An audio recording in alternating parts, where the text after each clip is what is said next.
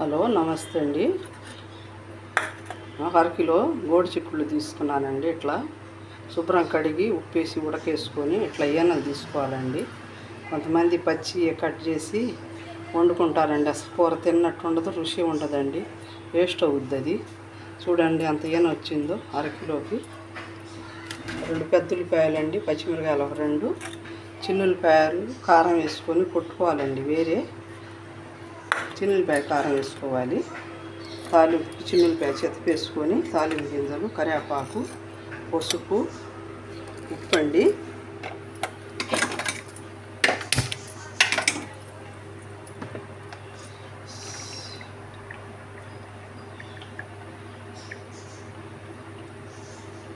Late అయినా కొంచెం ఉడకబెట్టుకొని ఇట్లా చిన్న చిన్న ముక్కలు చేసుకుంటే ఈజీగా ఈనలు వచ్చేస్తాయండి.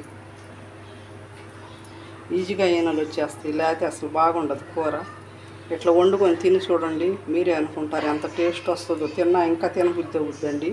గోడు చిక్కుడు కూర ఒక్కొక్కళ్ళు బంతిలో వడ్డిస్తారు, ఎత్తి తింటాం మేము.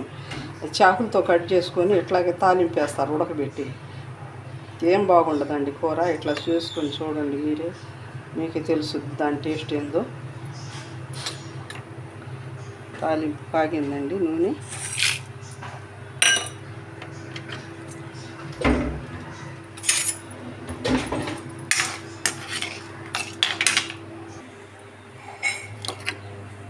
చిన్నుల్లిపాయలు వేస్తున్నానండి.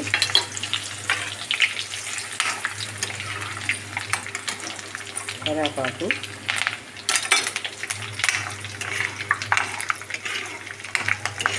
కొంత వాసన. కొంతమంది చిన్నుల్లిపాయలు వేసుకోరండి, ఇష్టం ఉండేవాళ్ళు వేసుకోవచ్చు, లేకపోతే ఏం లేదండి. కానీ అసలు అదే టేస్టు, కమ్మటి వాసన వస్తుంది.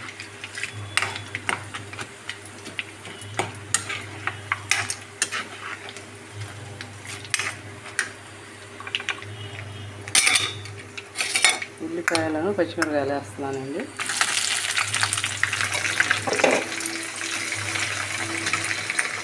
వాళ్ళకి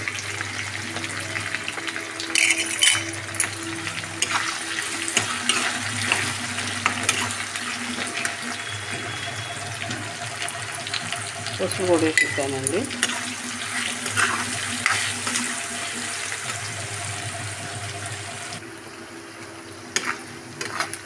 ఇట్లా వేగాలండి.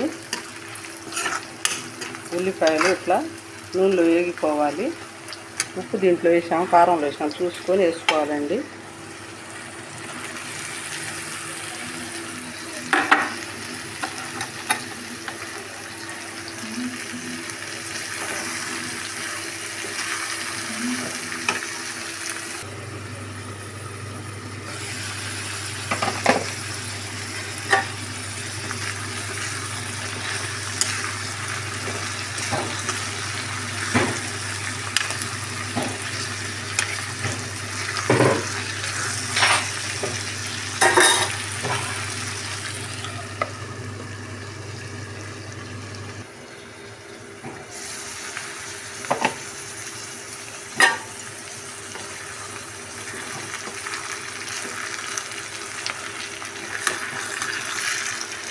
ఇట్లా నీరు అంతా ఇనిగిపోయి ఇట్లా నూనె రావాలండి.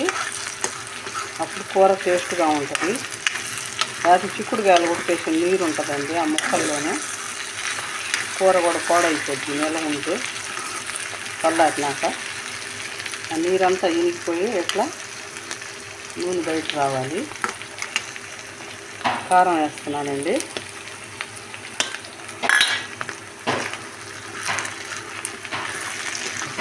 ఒక 5 నిమిషాలు తిప్పేసుకొని కారం అదంతా కలిసి దాకా ఉంచి దింపేయాలండి.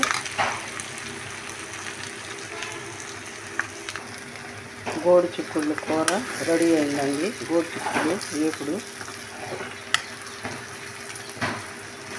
కారం వేసినాక ఒక 5 నిమిషాలు ఇట్లా తిప్పుకోవాలండి. మూత వేయకూడదు. మూత వేస్తే మళ్ళీ ఏడి మీద చెమ్మ అనేది దిగుద్దండి, మళ్ళీ కూర రుచి ఉండదు.